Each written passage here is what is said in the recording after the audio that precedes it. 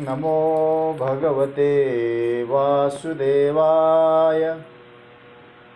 कृष्णाय वासुदेवाय हरये परमात्मने प्रणतः क्लेशनाशाय गोविन्दाय नमो नमः।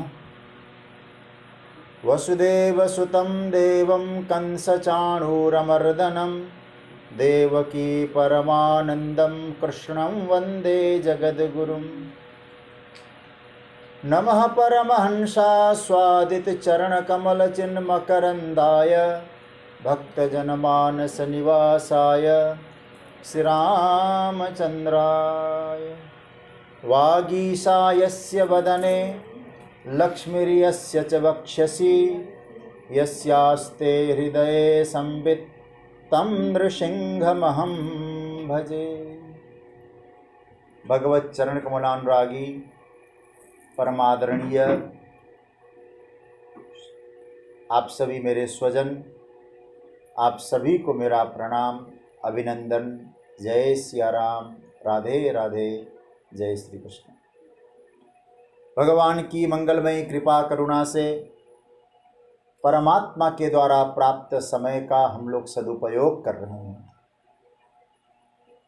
भगवान की कृपा से श्रीमद् भगवद गीता के चतुर्थ अध्याय का ज्ञान कर्म संन्यास योग पर कुछ चिंतन चल रहा है। कल हम लोग जिस श्लोक पर चिंतन में प्रवेश कर चुके थे, आज उसी श्लोक पर हम लोग आगे बढ़ेंगे। यह है 11वां श्लोक। इसलिए बिना किसी भूमिका के आइए हम लोग इस श्लोक में प्रवेश करें। 11वां श्लोक पहले पाठ करते हैं। ये यथा मां प्रपद्यन्ते तांस्तथैव भजाम्यहम् मम वर्तमानुवर्तन्ते मनुष्याः पार्थ सर्वशः। कल इस श्लोक में हम प्रवेश कर चुके थे। भगवान यहाँ कह रहे हैं कि हे अर्जुन, मैं ए माम यथा प्रपद्यन्ते तांस्तथैव भजाम्यहम् अहम भजामि मनुष्या सर्वशः मम वर्तमा अनुवर्तन्ते। इसका अर्थ बताया गया था, जो जिस प्रकार से मेरी शरण लेता है, हे अर्जुन, मैं उसी प्रकार से उसका भजन करता हूँ, उसको स्वीकार करता हूँ। और मनुष्य मात्र मेरे ही मार्ग का हर प्रकार से अनुसरण करते हैं, मेरे मार्ग पर ही चलते हैं। तो इसमें एक सूत्र आया कि जो जिस भावना से भगवान के पास जाता है साधक, भगवान उसको उसी भावना के अनुसार उसको फल प्राप्त कराते हैं। और मैंने कल कहा था, कोई संसारी व्यक्ति संसार की कामना लेके जाए, भगवान ये नहीं कहते नहीं तुम बैठ जाओ मैं तुम्हें मोक्ष दे दूंगा। भगवान का इस स्वभाव नहीं है। भगवान कहते हैं कि तुम क्या चाहते हो मुझसे, लेकिन मैं जब दूंगा मैं राग और द्वेष से प्रेरित होकर नहीं दूंगा, इसलिए मुझ में कोई विषमता का आरोप नहीं लगा सकता। इसलिए भगवान का मतलब क्या है? कभी कभी हम लोग ये समझने लगते हैं भगवान का मतलब है बहुत ऊंची कुर्सी हो, वहाँ भगवान बैठे हों और वहाँ से हमको देख रहे हों। देखिए, ये हमारे मन की धारणाएं हो सकती है। भगवान का जो आकार हमने स्वीकार किया है, भगवान हमारे निकट होकर हमारी इच्छा को समझते हैं। लेकिन एक बात मैं आपसे कहूं, जिस रूप में हमने भगवान को स्वीकार किया है, यही भगवान का रूप है, इससे आगे नहीं है, ये भी गलत बात। उससे आगे भी ठाकुर जी विराट है। हमारी भावना के लिए भगवान इस रूप में आए हैं, तो हमारी भावना के कारण आए, हमारी भावना को समझते हैं। तो पहली बात तो यह है, ये यथामाम प्रपद्यन्ते, हमें अच्छी भावना रखनी चाहिए। देखिए, मैं तो इतना कहूंगा, भगवान एक व्यवस्था है, ठाकुर जी एक सिस्टम है, व्यवस्था के रूप में ठाकुर जी। और कैसी व्यवस्था, तो मैं आपसे इतना ही कह सकता हूं, भगवान की जो व्यवस्था प्रतिध्वनि वाली व्यवस्था है। प्रतिध्वनि समझते होंगे, हम किस प्रकार की ध्वनि, आप जरा सोचिए, हम घने जंगल में जाएं और घने जंगल में जाकर ओम कहेंगे ना, तो वहां से भी ओम की आवाज आएगी।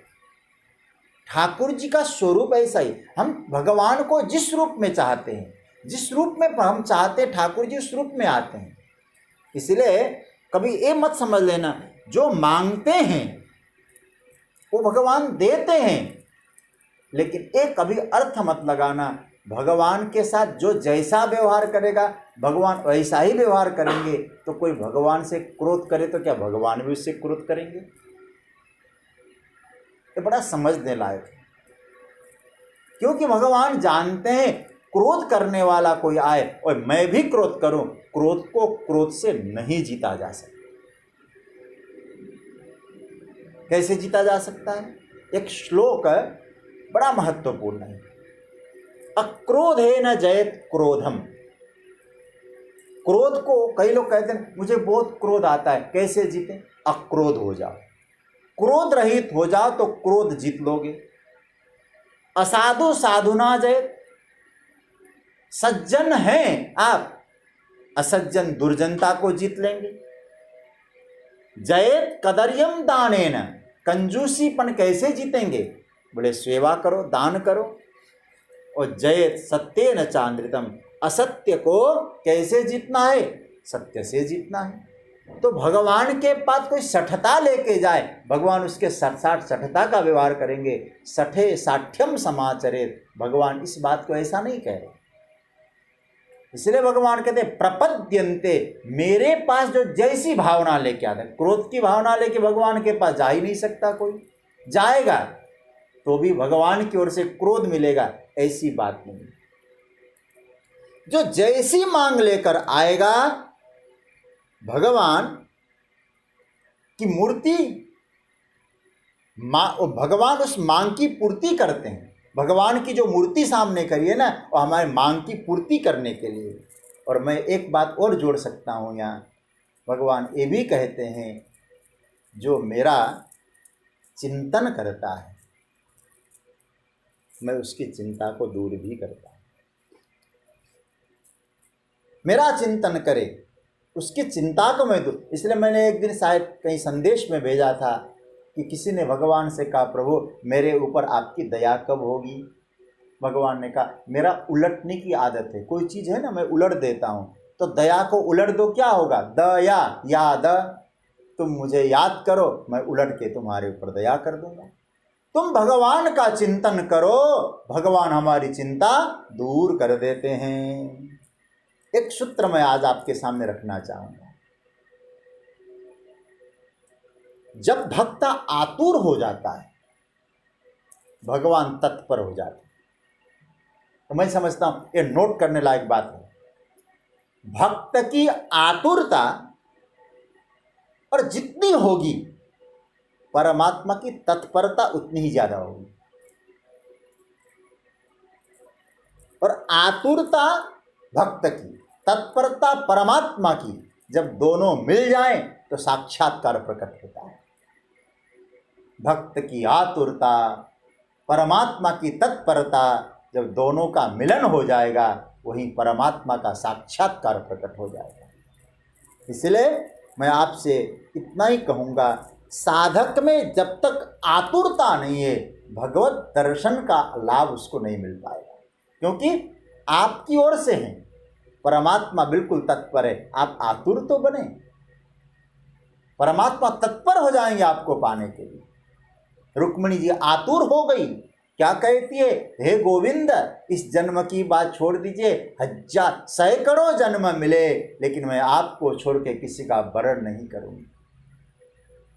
यस्यांग्रि पंकज रज स्नपनम महांतो वांछन्त्युमापतिरिवात्मतमोपहत्यै यर्ह्यम्बुजाक्षन लभे अभवत् प्रसादम जय्यामसोन व्रतकृशान छत जन्म विष्यात्।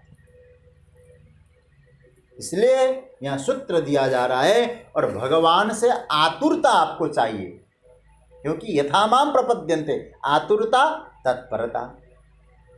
जैसे बालक माँ को पाने के लिए आतुर होता है तो भगवान माँ उसके लिए तत्पर हो जाती है। फिर क्या होगा, बालक की आतुरता, माँ की तत्परता, बालक और माँ का मिलन होता है। तो भक्त की आतुरता, भगवान की तत्परता, तो भक्त भगवान का मिलन हो जाएगा। एक निवेदन यह है, आतुरता को बढ़ाना है तो एक काम करना होगा, क्योंकि भगवान कहते आतुरता बढ़ाओ। कैसे होगा, भगवान से संबंध जोड़ो। मैं तो इतना ही, भक्ति क्या है, माला लेके बैठ गए, राम राम राम राम राम राम राम, ये ठीक है। भक्ति का अर्थ है कि भगवान के साथ एक संबंध को स्वीकार करना, एक रिलेशनशिप बना लेना भगवान के साथ, इसी का नाम है भक्ति। भक्त जैसा संबंध बांधता है। एक सूत्र मैं आपको दे रहा हूं, संभव हो सके तो इसको नोट कर लें। एक भक्ति का दिव्य भवन है, उस भवन के 4 बड़े अच्छे खंबे हैं और चारों पांचवा नहीं है, और भक्ति का भवन टिका है। उस भक्ति का भवन का एक पहला खंबा है संबंध, दूसरा खंबा है विश्वास, तीसरा खंबा है स्नेह और चौथा खंबा है समर्पण। एक खंबा भी ठीक न हो तो गड़बड़ हो सकता है, लेकिन एक एक करके खंबे जुड़ते जाएंगे। पहला खंबा आप तैयार करो, क्या, भगवान के साथ संबंध का। और जब भगवान के साथ संबंध का खंबा तैयार हो जाएगा, दूसरा खंबा अपने आप बढ़ता जाएगा। उस खंबे का नाम है विश्वास। और आपको सत्य कहूं, जब तक ठाकुर के साथ संबंध नहीं है ना, विश्वास पनपने वाला भी नहीं भगवान के साथ। भले ही माला जपें, ओम दोम कर लें, लेकिन वास्तविक विश्वास ठाकुर जी के प्रति चाहिए। तो भगवान से एक संबंध जोड़ो, फिर विश्वास। और जब विश्वास दृढ़ हो जाएगा, विश्वास के बाद तीसरा खंबा अपने आप प्रकट हो जाएगा। उस खंबे का नाम है स्नेह, प्रेम। प्रेम, स्नेह। मुझे एक बहुत अच्छी बात लगती है, संस्कृत भाषा में जो तेल है ना, जैसे सरसों का तेल है, उस तेल को भी कहते हैं स्नेह। स्नेह तेल को कहते हैं संस्कृत में। और हम लोग क्या करते हैं, कभी कभी कोई दरवाज़ा बजता है ना, हम थोड़ा सा तेल डाल देते हैं उसमें, वो बजना बंद हो जाएगा।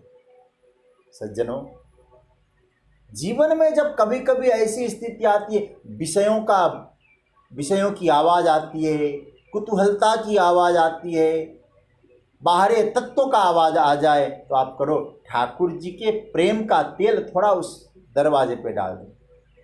दरवाज़ा क्या है, कंठ। कंठ मतलब बाहर भीतर का जो दरवाज़ा है ना, मतलब हृदय भी सोच सकते हैं, मुख भी सोच सकते। तो हम लोग क्या करें, वहाँ तेल डाल दें, भगवान का स्नेह जोड़ दें। भगवान का स्नेह, तो परिणाम जानते हैं, तो भीतर से विषयों की आवाज़ आना बंद हो जाए, परमात्मा की दिव्य ध्वनि प्रकट होता है। स्नेह, जब स्नेह प्रकट हो जाएगा, चौथा सूत्र है समर्पण, तो अपने आप वो साधक भगवान के प्रति समर्पित हो जाएगा। तो 4 सूत्र मैंने बताए, संबंध, विश्वास, स्नेह और समर्पण। ये 4 से भक्ति का भवन टिका हुआ है। और एक बात आपसे कहूँ, भक्त ने भगवान के साथ जैसा संबंध बांधा, और मैं शास्त्रों के आधार पे कह सकता हूँ, भागवत जी का अध्ययन करता हूँ, भागवत पाठ करता हूँ और भागवत सुनाता हूँ, तो भागवत के आधार पे कह सकता हूँ, भगवान ने जिन जिन के साथ, अथवा जिन जिन ने भगवान के साथ संबंध जोड़ा, भगवान ने उन संबंधों को निभाया है।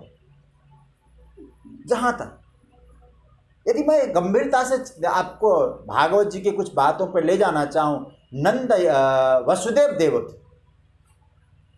वसुदेव देवकी को भगवान ने कारागार में स्वयं आने से पहले चतुर्भुज का दर्शन कराया। तब से उनके मन में चतुर्भुज मन में बैठा है, चतुर्भुज स्वरूप बैठा है मन में। तो मां और नंद यशोदा के मन में चतुर्भुज रूप है, तो भगवान उनके सामने प्रायः पुत्र भाव की अपेक्षा चतुर्भुज भाव से ही प्रकट होते हैं। चतुर्भुज भाव मतलब दिव्य स्वरूप से ही उनको मानो आनंद प्रदान करते हैं। लेकिन नंद यशोदा वो तो उनका तो लल्ला है, तो वहाँ वात्सल्य स्नेह है। इसलिए कभी कभी अकस्मात भगवान ने मुख में मिट्टी डाली तो मैया ने कहा मुँह खोल, तो मैया को ज्ञान हो गया तो ब्रह्म है, तो कहा नहीं नहीं नहीं नहीं, ब्रह्म नहीं, ब्रह्म भाव इनके मन में नहीं है, पुत्र भाव है। इसलिए हमेशा उनके ब्रह्म भाव को छिपा के हमेशा लल्ला ही बने रहे।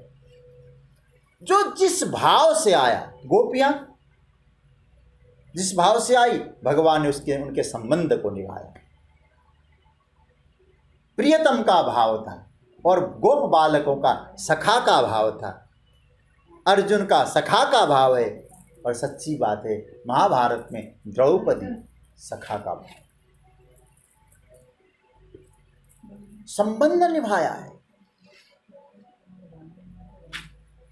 इसलिए सखा भाव, मित्र, जब मैंने एक दिन कहा था मित्र कौन है, विपत्ति में काम आता है। और जब द्रौपदी पर विपत्ति पड़ी द्यूत सभा में, उस समय क्या स्थिति हुई, कौन रखवाली करने वाला था? क्योंकि द्रौपदी ने भगवान के साथ संबंध जोड़। इस बहुत लंबी कथा है, मैं उस कथानक के प्रसंग में आपको नहीं ले जाऊंगा। द्रौपदी के साथ कैसे सख्य संबंध था कृष्ण का, महाभारत में स्पष्ट है। तो इसका मतलब यह है सख्य संबंध था द्रौपदी का भी। तो इसका मतलब यह हुआ, जब दुशासन ने साड़ी खींची तो द्रौपदी ने गोविंद को पुकारा है। आदर्श नारी की तरह गोविंद को पुकारा और भगवान ने रक्षा की द्रौपदी की। और मैं तो कहूँगा द्रौपदी की लाज रखकर हम सब की लाज रखी, नारी की अस्मिता की लाज रखी। तो मैं आपसे इतना ही कहूँगा, आप जैसा संबंध चाहते हो ठाकुर जी से जोड़ लें। संबंध मुख्य है भगवान के लिए। तो संबंध से आतुरता आती, और आतुरता ना आए तो तत्परता नहीं मिलेगी। जो संबंध आप प्रभु से बांधेंगे, भगवान वैसा ही वर्तन करेंगे। एक भागवत का प्रसंग सुनाने का मन हो रहा है। जब भगवान ने कंसवध किया, माँ पिताजी नंद वसुदेव देवकी के पास गए। 11 वर्ष 53 दिन के भगवान हुए, और भगवान ने जाकर माँ समर्थ होकर भी जो पुत्र माता पिता की सेवा नहीं करता, उसको तो मरने के बाद अपना ही मांस नोच नोच के खाना पड़ता है।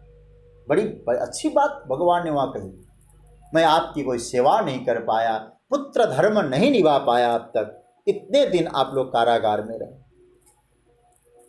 तो वहाँ श्री सुखदेव जी महाराज क्या कहते, मातरम पितरम चैव मोचयित्वात् बंधनात्। 10 स्कंद के 44वें अध्याय का 50 और 51वां श्लोक। विज्ञातो जगदीश्वरौ, ध्यान से सुनिएगा।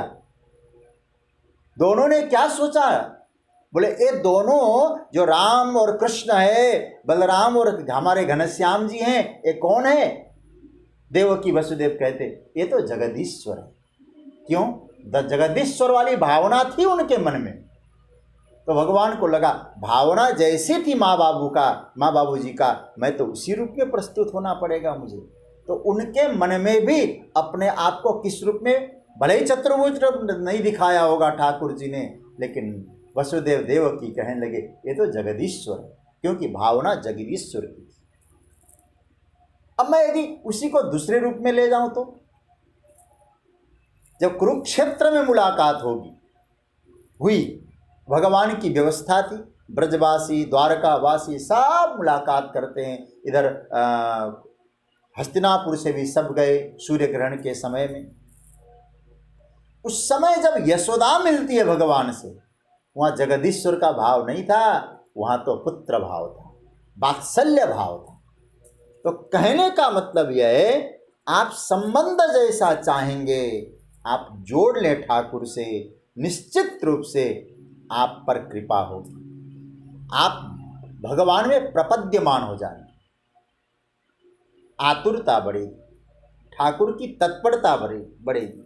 इसलिए भगवान ए यथा माम प्रपद्यन्ते, जैसे जो मेरी ओर आता है, जिस भावना से आता है, जिस संबंध से आता है, मैं उसको उसी संबंध से स्वीकार करता हूं। और याद रखना, आप लोग कभी कभी मन में आता होगा, ये तो श्री कृष्ण कह रहे, राम शिव तो नहीं कह रहे होंगे, तो हम राम शिव से जुड़े हैं। बोले नहीं, आप जिन इष्टदेव से जुड़े हैं, आपके इष्ट जो हैं, यदि राम है तो भी राम कहेंगे ए यथा माम प्रपद्यन्ते, शिव है तो शिव भी कहेंगे ए यथा माम प्रपद्यन्ते, दुर्गा है तो दुर्गा भी कहेगी ए यथा माम प्रपद्यन्ते। जो भी आपके इष्ट हैं आप उनसे जुड़िए। लेकिन एक बात मैं आपसे कहना चाहूंगा, भगवान से जुड़ना जरूर है, संबंध जरूर रखिएगा, लेकिन इससे पहले वाले श्लोक को याद रखें, संबंध जोड़ना। वीतराग भय क्रोध, भगवान से संबंध जोड़िए, राग रहित होकर जोड़िए। राग का अर्थ लालच भी होता है, तो भगवान से संबंध जोड़ना, लालच बन के मत जोड़ना। भगवान से संबंध जोड़ेंगे ये माल मिलेगा हमको, ये लालच त्याग के जोड़िएगा। संबंध आवश्यक है ठाकुर जी से, लेकिन इससे पहले वाला सूत्र यहां जोड़िएगा, बीत राग भय क्रोध, राग रहित संबंध हो, भय रहित संबंध हो और क्रोध रहित संबंध हो। देखिए, लालच से भगवान से मत जुड़िएगा, संबंध यदि ठीक करना है तो। और भय से भी मत जुड़िएगा, हम यदि भगवान का भजन नहीं करेंगे हमारा अनर्थ हो जाए, ये भाव तो देखिए कभी कभी तो होता है, हमारा कुछ भगवान हमारा अनिष्ट करेंगे हमारा, अरे ऐसा कभी मत समझना। भय से कभी प्रेम उत्पन्न नहीं होगा, और यदि हो भी जाए वो टिकने वाला भी नहीं होगा, क्योंकि एक दिन भय खत्म हो जाएगा तो प्रेम खत्म हो जाएगा। तो कहने का मतलब यह है कि आप भय से मत जुड़िए। और कई बार हम लोग क्या करते हैं, हमारे ग्रह नक्षत्र खराब होते हैं, हमें डर लगता है, तो हम क्या करें, भजन करो। तो हम जुड़ तो गए, भय के कारण जुड़े। कभी कभी राग आ जाएगा, लोभ आ जाएगा, बोले भैया कुछ काम नहीं बन पा रहा है, एक काम करो ना, भगवान का भजन करो, तुम्हारा व्यापार ठीक चलने लग जाएगा। भगवान का भजन माध्यम बन गया, मुख्य व्यापार बन गया। भगवान का भजन माध्यम बन गया, लेकिन मुख्य भय बन गया। न भय से जुड़िए, संबंध जोड़िए ठाकुर से, न लालच से जोड़िए। एक और कहूं, क्रोध से। अब आप कहेंगे क्रोध से भी संबंध जुड़ता है भगवान, बोले क्यों नहीं जुड़ता। आपने जो इच्छा रखी वो इच्छा की अपूर्ति हो गई तो आपको क्रोध आ गया। भगवान तो कुछ नहीं, अरे कुछ काम नहीं करते, ये क्रोध का भाव है। तो कहने का मतलब है, आप बीत राग भय क्रोध होकर भगवान से संबंध जोड़िए। एक बात और है, यदि भय, राग और क्रोध से रहित संबंध यदि परमात्मा से जुड़ेंगे तो आपका संबंध निष्काम संबंध हो जाएगा, सकाम संबंध नहीं होगा। और आपको सच कहूं, ऐसा संबंध होगा तो भक्ति का बड़ा आनंद आएगा। हम कुछ पाने के लिए भगवान से जुड़ते हैं, कुछ मिल जाए हमको, ऐसा नहीं। भगवान से जुड़ना हमारे कामना से प्रेरित होकर नहीं, हम कर्तव्य से प्रेरित होकर जुड़े। इसका अर्थ यह है कि हम भगवान से संबंध जोड़ें। अभी मैं और एक बात का संबंध में भावना प्रधान है, भाव अवश्य अच्छा हो। अभी मैं दिल्ली में कथा में था, मालवीय नगर में, तो मुझे एक ने बड़ा अच्छा प्रश्न किया, एक महिला ने प्रश्न किया कि महाराज जी, कि जब मैं कन्हैया को देखती हूँ तो मैं उनको भी छोड़ नहीं सकती, मैं शिव को देखती हूँ मैं उनको भी छोड़ नहीं सकती, मैं क्या करूँ? क्योंकि दोनों ही बचपन से मैं दोनों की सेवा करती आ रही हूँ। देखिए भावना लोगों की। तो उन्होंने मुझसे कहा, एक बड़ा सुंदर भाव दिया, आंखों में आंसू आ गए उनके जब बोलते बोलते। क्या कहने लगी, जब कन्हैया को देखती हूँ ना महाराज जी, तो मुझे कन्हैया बालक लगते हैं, और शिवजी को देखती हूँ तो मुझे शिवजी बाप लगते हैं। मैं किसको छोड़ूं? अब लोग कहते हैं एक इष्ट होना चाहिए। मेरे मन में आया, यदि मैं कहूँगा ना इनको किसी को छोड़ो तो इनको और बुरा लगेगा। मैंने कहा किसी को छोड़ने की जरूरत नहीं, तुम्हारे हृदय में इतना विशाल भाव है तो किसी को छोड़ो नहीं। एक से अधिक भी इष्ट स्थान हो सकते हैं, लेकिन भावना पवित्र होती है। अरे भाई एक परिवार बना लो, क्या फर्क पड़ता है? दैवीय परिवार बना लो। परमात्मा सर्वव्यापक है, उनका सभी के साथ दिव्य संबंध है, तो हम भी संबंध जोड़ें, इष्ट संबंध जोड़ें। इसलिए भगवान कहते ए यथा माम प्रपद्यन्ते, जो जिस भाव से मेरे पास आएगा मैं उसको उसी प्रकार से स्वीकार करता हूं। प्रभु दर्शन की जिज्ञासा, खूब जिज्ञासा, भगवान का साक्षात्कार चाहिए, संबंध जोड़े। केवल हम भगवान से मिलना चाहते हैं, भगवान को जानना, ऐसी बात नहीं है, भीतर से जिज्ञासा। एक महात्मा के पास एक व्यक्ति गया, महाराज जी मुझे भगवान के विषय में जानना है, भगवान के विषय में कुछ बताइए। महात्मा जी ने कहा, गेट के बाहर तूने जो जूते रखे हैं ना, पहले उन दोनों जूतों को ठीक करके आओ, तब भगवान की चर्चा सुन। जब तुम व्यवहार ही ठीक नहीं कर रहे हो तो भगवान को कहां से पाओगे? जूते रखने में ही तुम्हारी संवेदनशीलता नहीं है तो भगवत प्राप्ति का साधन कैसे कर पाओगे? तो इसका मतलब है भगवान के साक्षात्कार के लिए जो जाएगा उसके जीवन में संवेदनशीलता होनी चाहिए। महापुरुषों के जीवन में आता है तो भगवान कहते हैं तुम्हारी संवेदना कैसी? प्रपद्यन्ते ए यथा माम प्रभु, जो जिस भाव से भगवान से जुड़ते, संवेदनशीलता के साथ जुड़ो, भगवान में भी संवेदना प्रकट हो जाएगी। और मैं आपको एक कहूं, मानो ठाकुर जी कह रहे हैं भगवान कैसे हैं, तो इस श्लोक के आधार पर मैं कह सकता हूं भगवान दर्पण की तरह है। दर्पण है, जैसा चेहरा लेके जाओगे भगवान उसी रूप में आपको दर्शन देंगे। दर्पण है ठाकुर जी, बिल्कुल बड़े सुंदर दर्पण। तो भगवान यहाँ एक कह रहे हैं कि देखो कि मैं, मेरी ओर जो आएगा, जिस भावना को लेके आएगा, जिस संबंध को लेके आएगा, मैं उस संबंध को भी स्वीकार करता हूँ, उसी भावना से उसकी मैं इच्छा पूर्ति करता हूँ, आवश्यकता पूर्ति करता हूँ। मम वर्तमान वर्तन्ते मनुष्या, ऊपर की भाव तो आप समझ गए होंगे। ए यथा माम प्रपद्यन्ते तान तथैव भजामि अहम।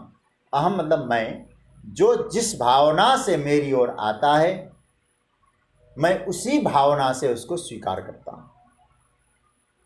और आगे नीचे वाली पंक्ति में कहा कि मम वर्तमान वर्तन्ते मनुष्या पार्थ सर्वस। ये कभी कभी ऊपर वाला तो हम लोग पकड़ लेते, नीचे नहीं पकड़ पाते। नीचे का श्लोक जब तक नहीं पकड़ पाएंगे तो सभी तात्पर्य समझना बड़ा कठिन हो जाएगा। मम वर्तमा अनुवर्तन्ते, संस्कृत भाषा में वर्तम शब्द का अर्थ है मार्ग। मेरे मार्ग का ही जो अनुवर्तन करते हैं, मेरे मार्ग के अनुसार चलते हैं, मनुष्या, ऐसे मनुष्य, सर्वसा, हर समय हर प्रकार से जो मेरे मार्ग का अनुसरण करें। अब इसको ऊपर से जोड़ दीजिए। कैसे? जो हर समय मेरे मार्ग का अनुसरण करते हुए, मेरे मार्ग के अनुसार चलते हैं, मेरे बताए हुए मार्ग के अनुसार चलते हैं, हर प्रकार से उनकी भावना का मैं उसी प्रकार से पूर्ति करता हूं। बात समझ रहे होंगे? भगवान ने नीचे श्लोक में शर्त लगा दी है। हम लोग ऊपर जो जैसे भाव से जाएगा भगवान तो चकाचक कर देंगे, लेकिन नीचे वाली पंक्ति तो समझ लो। इसलिए मैं ऊपर की पंक्ति विस्तार से सुना रहा हूं कि ऐसा है, लेकिन अब शर्त सुन लो। मम वर्तमानो वर्तन, भगवान के मार्ग से जो चलता है उसकी भावना की पूर्ति होगी। कैसे? भगवान का मार्ग कौन सा है? वेद का मार्ग, शास्त्र का मार्ग, स्मृतियों का मार्ग, धर्म का मार्ग। जो इन मार्गों के अनुसार चलता है वो ही योग्य फल पाता है। शास्त्र मार्ग से चलो, सात्विक मार्ग से चलो, शर्त लगा दी। और इस मार्ग से चलोगे तो ठाकुर जी कहते गारंटी देता हूं मैं पूर्ति करता हूं। ध्यान से समझना बात को। अब उदाहरण के तौर पर मैं एक दृष्टांत दे रहा हूं। एक पिता अपने पुत्र से कह रहा है, पुत्र ने कहा पिताजी मुझे स्कूटी चाहिए, स्कूल जाने में दिक्कत हो रही है, स्कूटी ला के दीजिए। तो पिता ने कहा ठीक है बेटा, क्या इस बार तुम एग्जाम में बहुत अच्छे नंबर ला के पास करोगे तो मैं तुमको स्कूटी दिला दूंगा। पिता ने शर्त रखी, लेकिन पुत्र ये न करे। और पुत्र कह रहे क्या एग्जाम में रखा है, दे दीजिए पैसे, सब पेट्रोल भराने के पैसे दीजिए, स्कूटी ला दीजिए और मैं कहीं भी जाऊं कैसा भी करूं मेरी मांग पूरी करो। आप जरा सोचिए, यदि बिना अपनी बात कहे बाप उनकी मांग को पूरा कर देता है तो ध्यान देना पिता के कर्तव्य से वो पतित हो गया है। पिता का कर्तव्य ठीक ढंग से नहीं निभाया। भाई भगवान भी यही कह रहे, मेरे मार्ग का अनुसरण करके आओ और फिर अपनी भावना रखो, पूर्ति मैं करता हूं। ये शर्त है।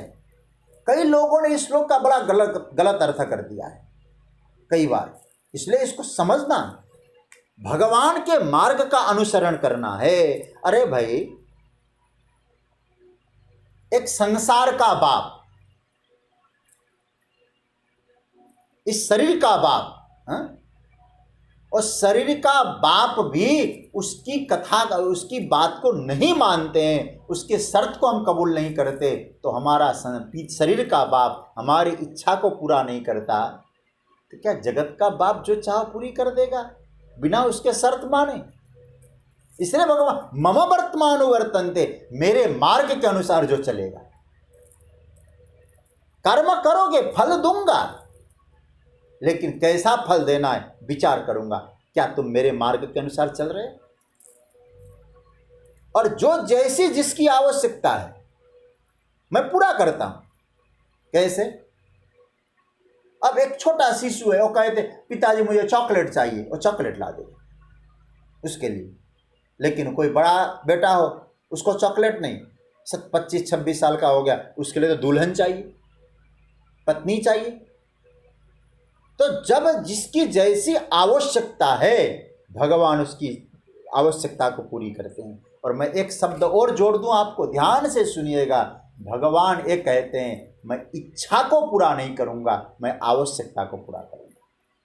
क्योंकि इच्छा की पूर्ति करने लग जाएगा बाप तो बेटा स्वच्छंद हो जाएगा, क्योंकि जो चाहोगे पूरा कर देगा। लेकिन भगवान कहते मैं तो विचार करके दूंगा, क्योंकि तुम्हारी आवश्यकता की पूर्ति करनी है, इच्छा की नहीं, क्योंकि इच्छा की पूर्ति कभी किसी की हो नहीं सकती।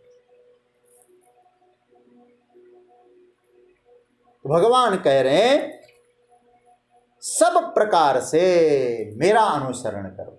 इसलिए एक शब्द और कहें, कहा प्रभु ने सर्वसह सब प्रकार से मेरी ओर जो आता है, मेरे मार्ग का अनुसरण कर, सब प्रकार से मतलब हर समय, सब प्रकार से।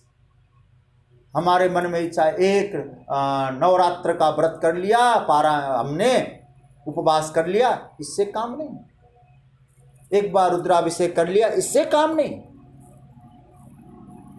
नहीं, जो हर समय हर प्रकार से मेरे मार्ग से चलता है, मेरे मार्ग पे चलता है। कैसे? सर्वसह, सब प्रकार से, हर समय। इसलिए मैं आपसे कहूं, अध्यात्म निरंतरता से चलता है।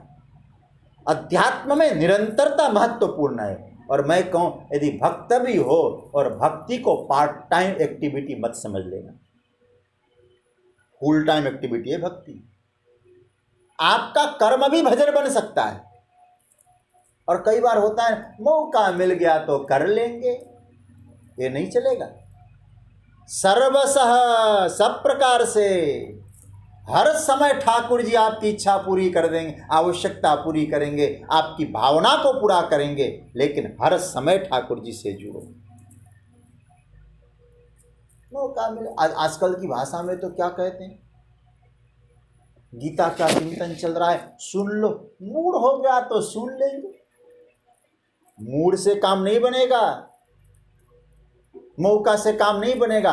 हर समय जो भगवान के मार्ग का अनुसरण करे, तो भगवान कहते उससे मेरा प्रेम बनेगा, मैं उसकी भावना को पूरा करूंगा। जैसे एक उदाहरण से और समझ लें, पत्नी अपने पति से कहे, क्या कहे?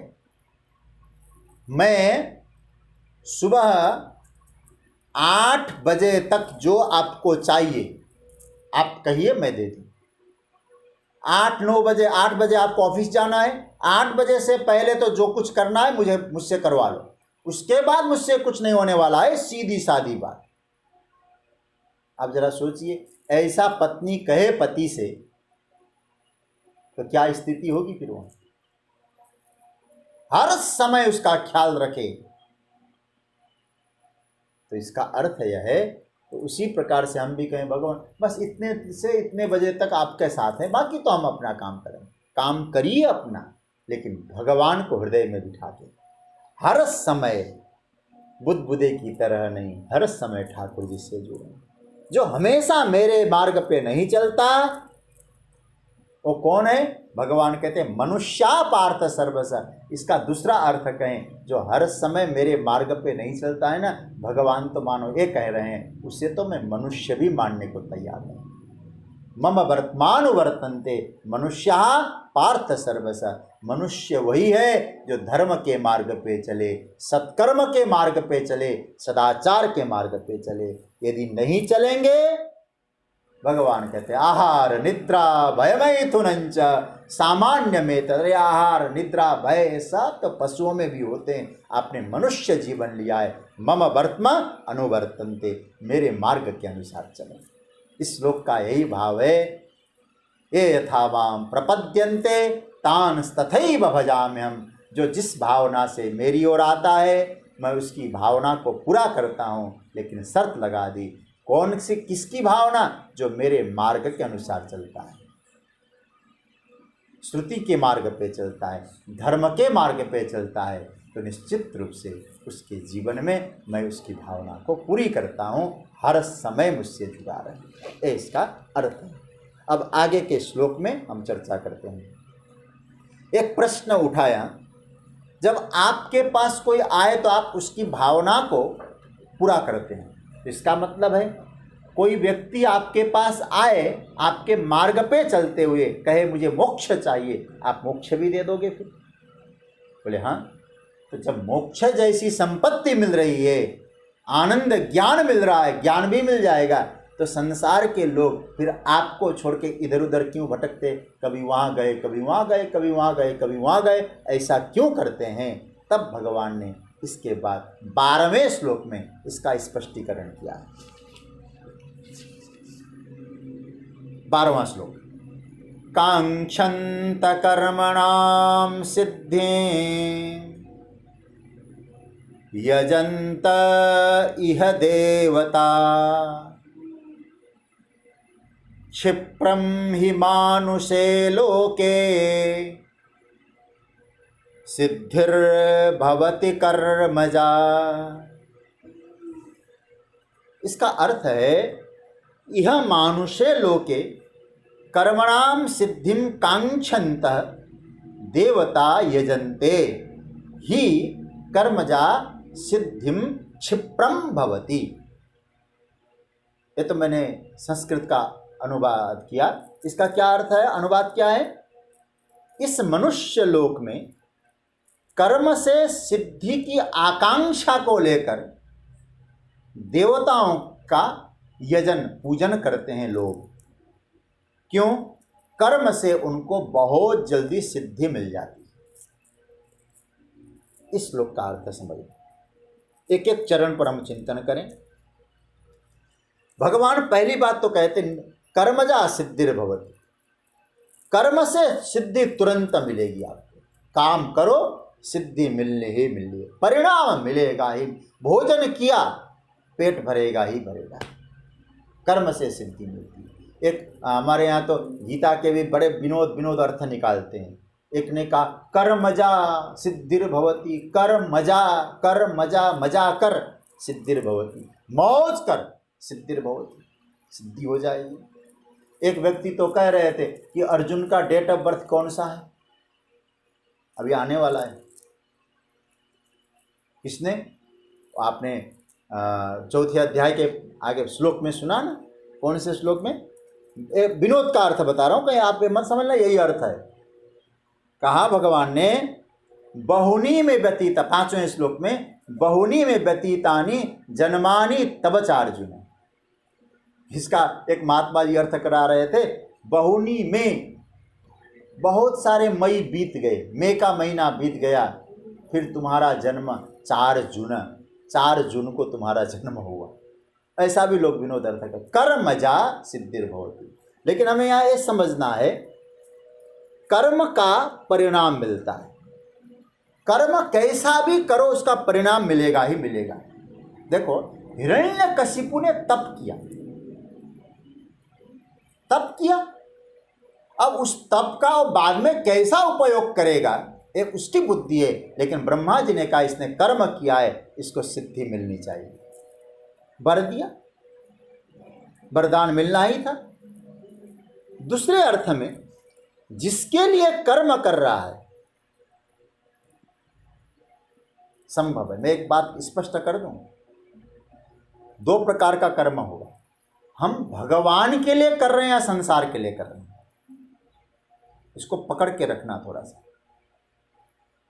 और यदि भगवान के लिए हमारा कोई कर्म है, उसमें कोई गलती हो जाए कर्म में, भगवान उस गलती को भुला देंगे, लेकिन जो आपने सही किया है ना उसको ज़्यादा याद रखेंगे। संसार का नियम भी है। आपने जो कर्म किया, आप 10 कर्म अच्छे किए होंगे, एक कर्म आपसे गलत हो गया होगा। संसार का नियम है, आपके 10 कर्म भूल जाएंगे अच्छे, गलत काम एक याद रखेगा। संसार का नियम। मैं उदाहरण के तौर पे, आप लोग मेरी बात सुन रहे हैं तो मैं कहूं, यदि कोई अध्यापक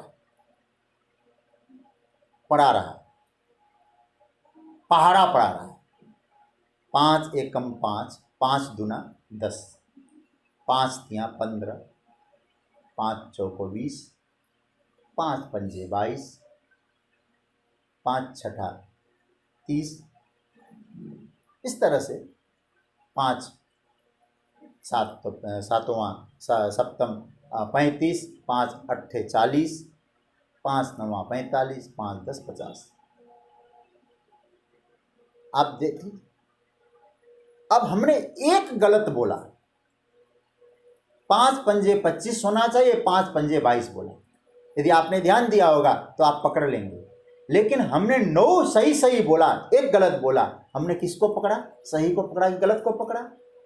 तो हमारे महापुरुष कहते हैं परमात्मा के लिए कर्म करोगे, वो 9 सही पकड़ेगा, एक गलत छोड़ देगा, और पर संसार कर्म पकड़ेगा तो आपके 9 सही कर्म छोड़ देंगे, एक गलत कर्म पकड़ेगा। कितने सरल है हमारे ठाकुर जी, बस उनकी शर्त मान लो। कभी गलती हो जाए। मेरे गुरुदेव एक बात कहा करते थे, एक व्यक्ति ने, एक छात्र ने परीक्षा में लिखा, बड़ा मेधावी छात्र था, 3 घंटे में उसको सब कुछ करना था और उसने 3 घंटे में सारे प्रश्न का हल कर दिया। घंटी बज गई, कॉपी जमा करनी थी। अब क्या करता, एक बार थोड़ा 5 मिनट बाकी था, उसने रिवीजन कर किया तो देखा, अरे लिखा है किन्हीं 5 प्रश्नों का उत्तर दें। लेकिन उसने उसी समय में 10 प्रश्नों का 10 का उत्तर दे दिया। वो कॉपी परीक्षक के पास पहुंची। परीक्षक ने अच्छी तरह से देखा तो वो अच्छी हैंडराइटिंग, 10 प्रश्न का उत्तर। अब परीक्षक को लगा बड़ा मेधावी छात्र है, अब अच्छी तरह से चेक करता। परीक्षक ने देखा ऊपर क्या लिखा था, इन 10 प्रश्नों के उत्तर में से किन्हीं 5 प्रश्नों के उत्तर को जांच लीजिए। ये लिस्ट लिख दिया उसने, किन्हीं 5 प्रश्नों के उत्तर को जांच लीजिए। तो परीक्षक ने खूब गौर से देखा तो ऊपर के 1 2 3 4 5, इन 5 प्रश्नों का उत्तर बिल्कुल गलत हो गया, 1 नंबर भी नहीं मिलने वाला। लेकिन 6 7 8 9 10 इनका जितना उत्तर था सब सही था, 100% नंबर मिलना था। लेकिन उसने छूट दे रखा था, इन्हीं का जांच लो। लेकिन परीक्षक को दया आ गई, बोले इनके गलत उत्तर जांच लूंगा तो ये फेल हो जाएगा। मैंने गलत को नेग्लिजेंसी कर दिया, हटा दिया, और मैंने सही उत्तरों को जांच लिया, ये फर्स्ट डिवीजन से पास हो गया। मैं भी यही कहूँगा, हमारा परमात्मा हमारे कर्मों का लेखा जोखा उसके पास जाता है। वो विधाता सोचता है मेरे मार्ग का अनुसरण करते हुए इसने कर्म तो किया है, लेकिन इसके कर्म में कभी कभी कुछ गलती हो गई है, मैं इसको नज़रअंदाज कर दूंगा, लेकिन सही को मैं पकड़ के रखूंगा, हमें सिद्धि मिलेगी। इसलिए कर्म करो, सिद्धि मिलनी। लेकिन वो कर्म किस प्रकार से हो ये ध्यान देना। तो भगवान यहाँ कहते हैं, जो मनुष्य कर्मों की सिद्धि चाहते हैं और देवता यजन्ते, और देवताओं की पूजा करते हैं। देवता कौन है? भगवान के देवताओं को मनाते हैं। देवता कौन है? देखो, देवता शब्द जब हम बोल रहे हैं, प्रकृति की जो दिव्य शक्तियां हैं ना, वो देवता है।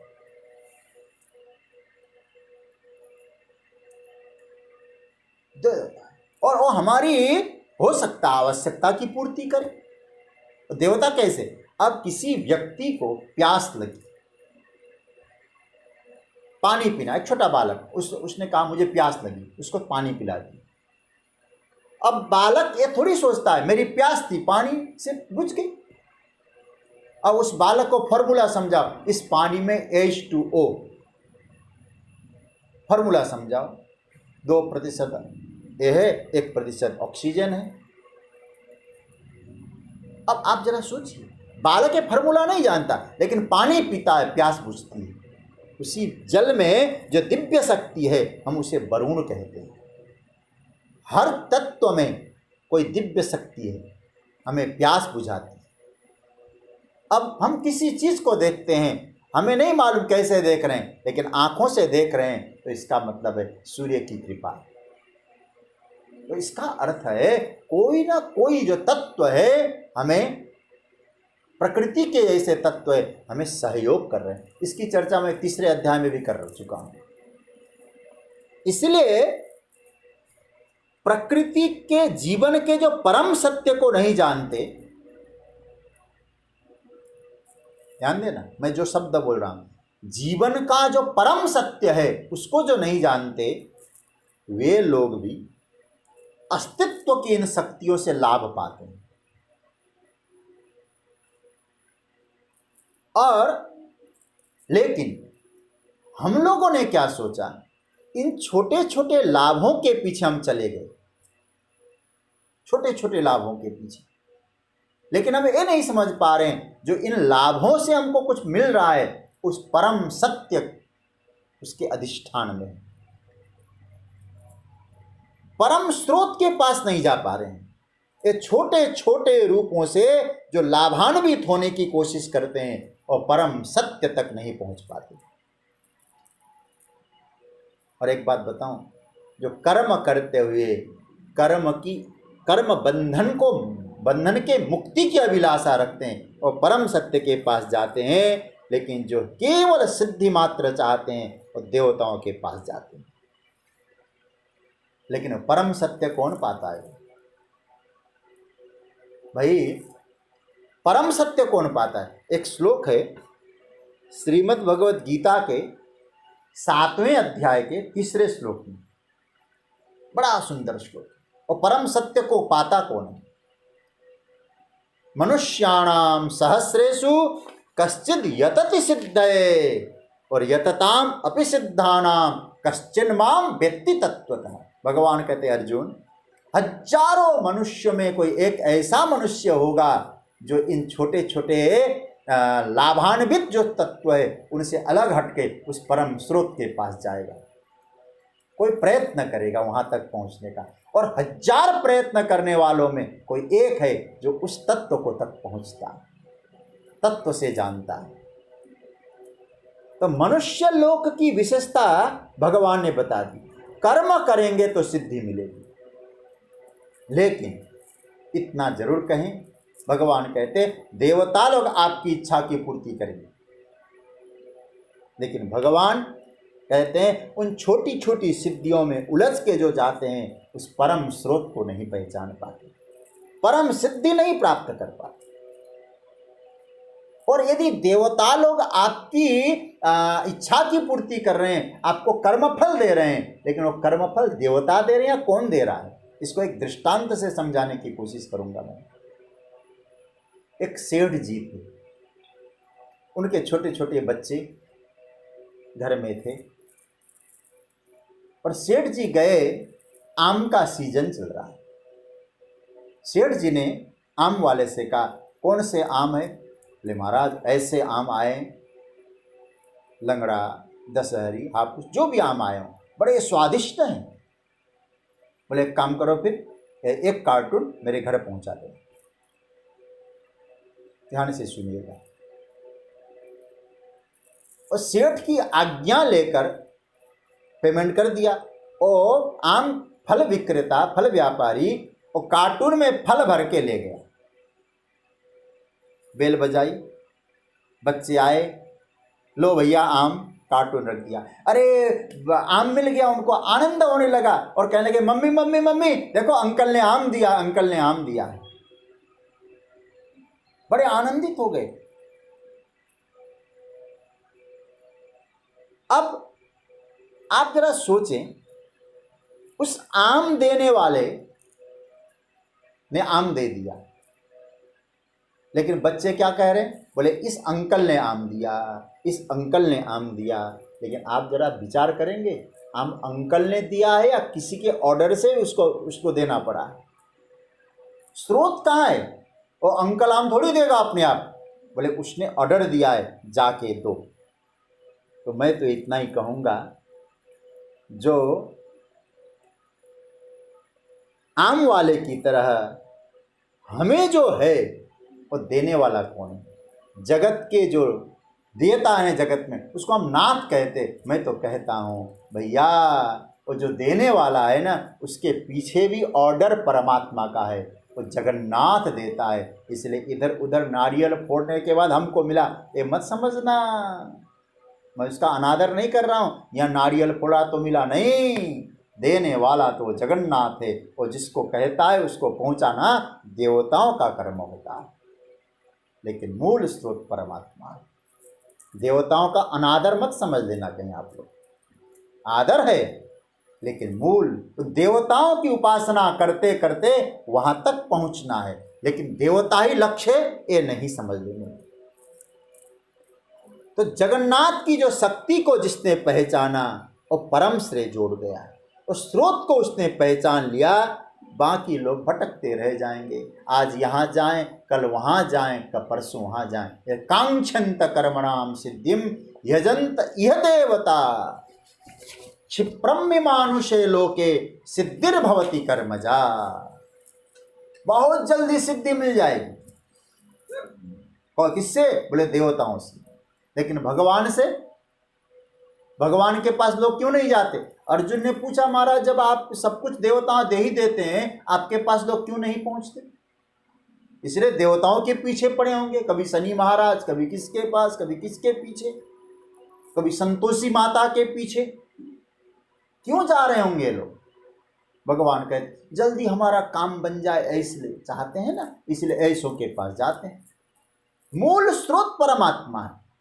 कांक्षंत कर्मणाम सिद्धि, जो हम कर रहे हैं तुरंत हमको फल मिले।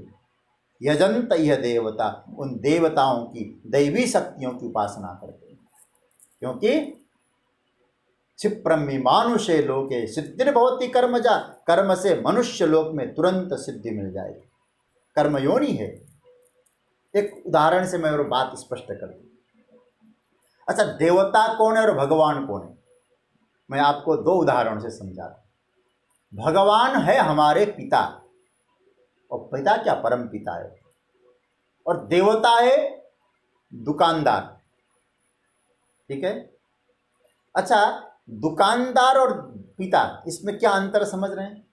दुकानदार कौन सी चीज देगा आपको? आप जोन सी चीज मांगोगे, जो चीज आप मांगेंगे, आप उसका मूल्य देंगे तो देवता वो चीज दे देगी। आप उसमें चाकू मांगते हैं, दिया सलाई मांगते हैं, जहर मांगते हैं, उससे क्या मतलब है? वो कहता भैया इसने दिया है, मुझे धन दिया है, मैं इसके मूल्य के अनुसार वस्तुएं दूं। लेकिन क्या पिता देगा इसे? पिता को खुश कर दिया होगा तो भी कहेगा बेटा मुझे जहर देना बाप, पिता नहीं देगा। तो देवता हर चीज देने को तैयार है, क्योंकि आपने जो किया है ना, मूल्य दिया है, कर्म किया है। सिद्धिर्भवति कर्मजा, कर्म से सिद्धि मिलेगी, देवता लोग देंगे आपको, लेकिन वे केवल आपके कर्म से तुरंत सिद्धि प्रदान करेंगे। लेकिन भगवान जब देंगे, क्या सोच के देंगे? बोले इसको कैसी सिद्धि की आवश्यकता है, कौन सी चीज दें जिससे इसका अहित न हो। परमात्मा ऐसे देते हैं, क्योंकि भक्त का अहित कभी भगवान नहीं करते।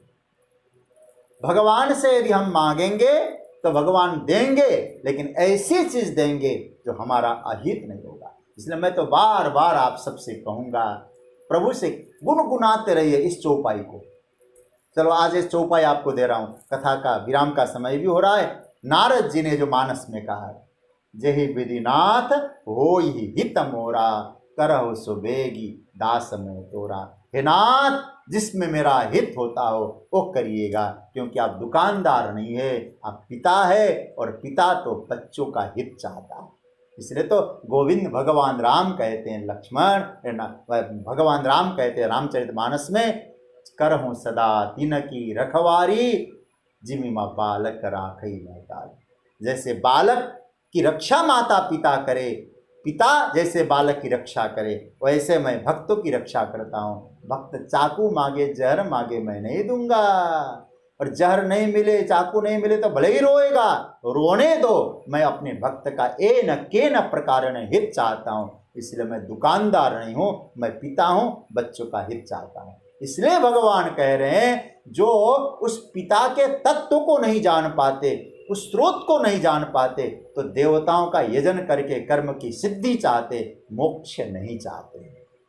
इसलिए भगवान यहाँ कहते, कांक्षंत कर्मणाम सिद्धिम यजंत यह देवता, क्षिप्रम विमानुषे लोके सिद्धिर्भवति कर्मजा। कर्म से सिद्धि होती है। तो भगवान आपने कर्म की कुछ मर्यादाएं तो बनाई होगी, कैसे कर्म है, कौन किसको कौन सा कर्म मिला है, ये भी तो हो सकता है। तब भगवान वर्णास वर्ण धर्म की व्यवस्था बताते हैं। 4 वर्ण कैसे हैं, वो 4 वर्णों की बड़ी सुंदर व्याख्या है, समय संकेत कर चुका है। मर्यादा बनाने के लिए भगवान ने 4 वर्णों की व्यवस्था बताई है। ब्राह्मण, क्षत्रिय, वैश्य, शूद्र, इन 4 वर्ण, उनको एक मर्यादापूर्ण कर्म प्रदान करने के लिए भगवान की व्यवस्था है। इस व्यवस्था को ठाकुर जी कल चर्चा करेंगे। आज यही विराम। आप सबको बहुत बहुत वंदन। ओम शांति शांति शांति। प्रणाम प्रणाम।